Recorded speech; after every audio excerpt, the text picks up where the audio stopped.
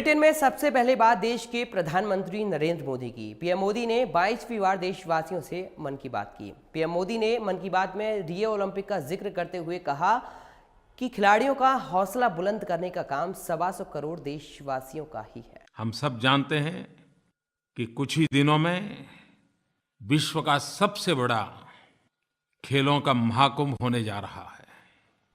रियो हमारे कानों में बार बार गूंजने वाला है। सारी दुनिया खेलती होगी। दुनिया का हर देश अपने खिलाड़ियों के प्रदर्शन पर बारीकी से नजर रखता होगा।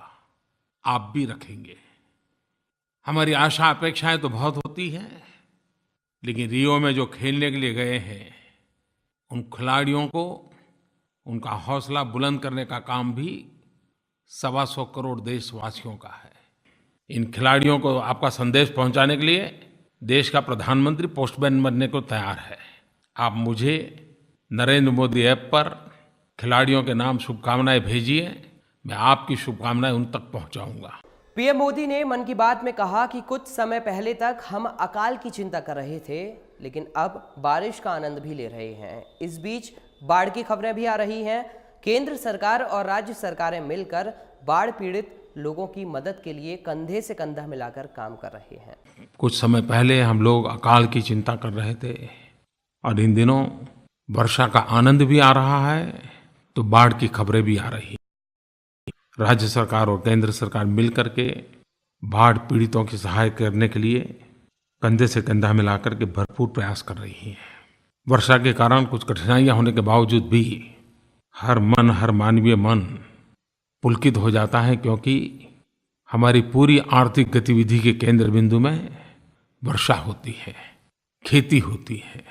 कभी कभी ऐसी बीमारी आ जाती है कि हमें जीवन भर पछतावा रहता है। पीएम मोदी ने मन की बात में डेंगू पर बोलते हुए कहा कि कभी कभी ऐसी बीमारी आ जाती है कि हमें जीवन भर पछतावा होता है, लेकिन इन बीमारियों से बचने के रास्ते भी बड़े ही आसान हैं अगर हम जागरूक रहें और सतर्क रहें। तो डेंगू से बचा जा सकता है। थोड़ा स्वच्छता पे ध्यान रहे, थोड़े सतर्क रहें और सुरक्षित रहने का प्रयास करें। बच्चों पर विशेष ध्यान दें।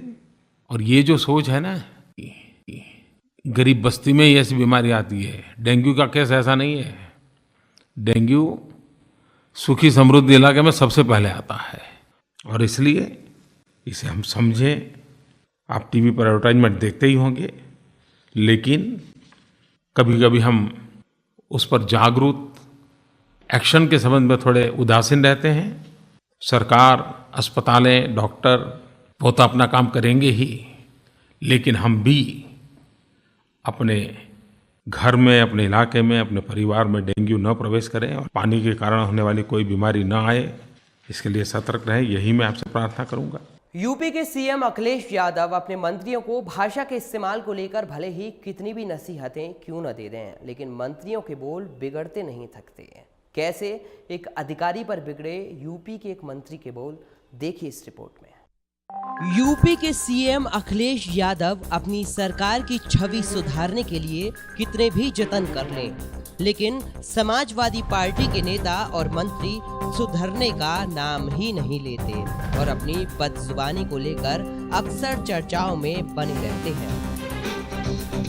इस बार अपनी बदजुबानी के लिए सुर्खियों में सूबे के चिकित्सा राज्य मंत्री राधेश्याम सिंह हैं,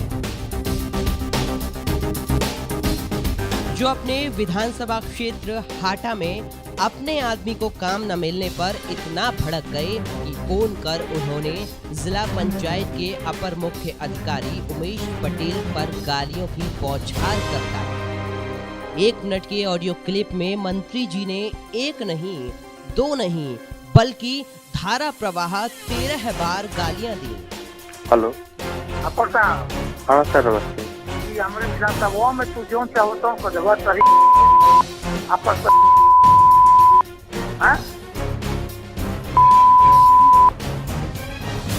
और सिफारिश करवा रहे से क्या हमने में जो काम हमारे विधानसभा में तुमने काम जो किया वो जिला पंचायत कराएंगे, हमसे पूछते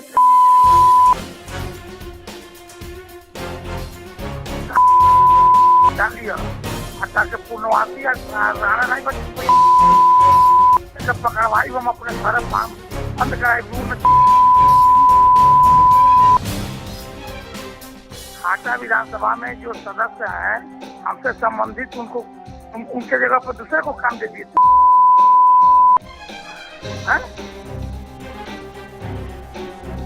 किशोर सिंह का बहुत बढ़िया अधिकारी बा बहुत बढ़िया आदमी है उससे बढ़िया आदमी है हमसे कहना मंत्री बहुत बढ़िया आदमी है बहुत गालियां ऐसी कि जिन्हें हम और आप सभ्य समाज में नहीं दे सकते। बहरहाल जब ये ऑडियो जनता के बीच वायरल हुआ तो अखिलेश की मंत्री साहब ने अपना फोन बंद कर लिया और किसी के साथ संपर्क भी नहीं कर रहे हैं। वहीं मंत्री जी की धारा प्रवाह गालियों की वजह से पीड़ित अधिकारी ने चुप्पी साध ली है और कुछ भी कहने से बच रही है। दूसरी तरफ कुशीनगर पुलिस का कहना है कि मामले में अभी तक कोई शिकायत उनको नहीं मिली है, लेकिन यूपी के मंत्रियों की बदजुबानी का असर सीधा सीएम अखिलेश यादव पर पड़ता है, क्योंकि सीएम साहब चुनाव भी नजदीक है। पराग गुप्ता के साथ आलोक कुंदन, एक्सपोज इंडिया। यूपी के बाद अब बात दिल्ली की, तो दिल्ली में भी भाषाओं के गलत इस्तेमाल का सिलसिला जारी है। आप नेता आशीष खेतान के बोल तो देश के प्रधानमंत्री के ऊपर ही बिगड़ गए। एक अजीब तरीके का पागलपन और मानसिक असंतुलन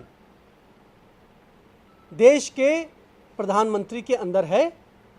फिर से ये सवाल देश के सामने खड़ा हो जाता है कि इस तरीके का पागलपन, इस तरीके की दीवानगी, मानसिक असंतुलन जो देश की टॉप एग्जीक्यूटिव में है वो देश के लिए अच्छा नहीं है। अब बात उत्तर प्रदेश की कानून व्यवस्था की, जिसकी पोल आए दिन खुलती रहती है। यूपी में लूट, हत्या, जबरन वसूली, बलात्कार जैसी वारदातें आम हैं, लेकिन एक जो नया मामला सामने आया है उसे देखकर आपके होश उड़ जाएंगे। दिल्ली अलीगढ़ हाईवे पर ही कुछ हथियारबंद बदमाशों ने कार से जा रहे एक परिवार को रोक लिया और बंधक बनाकर पूरे परिवार के साथ जमकर मारपीट और लूटपाट की।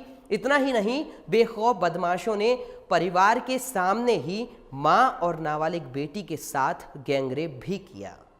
ये घटना आज सुबह की है। थाना कोतवाली देहात क्षेत्र लगता है हमारे यहाँ पे। इसमें एक परिवार जो है वो आ रहा था नोएडा से, तो उसके साथ ये घटना हुई है। इस लूट के बाद दुष्कर्म की भी बात प्रकाश में आई है। इसमें मुकदमा लिख लिया गया है और कार्रवाई कराई जा रही है। उत्तर प्रदेश के अंदर कानून व्यवस्था की स्थिति ध्वस्त हो चुकी है। उत्तर प्रदेश में अंदर व्याप्त अराजकता, अव्यवस्था और ध्वस्त कानून व्यवस्था का एक उदाहरण है। फिलहाल यहाँ रुकते हैं एक छोटे से ब्रेक के लिए, लेकिन ब्रेक के उस पार देखेंगे यूपी की खास खबरें। आप बने रहिए हमारे साथ।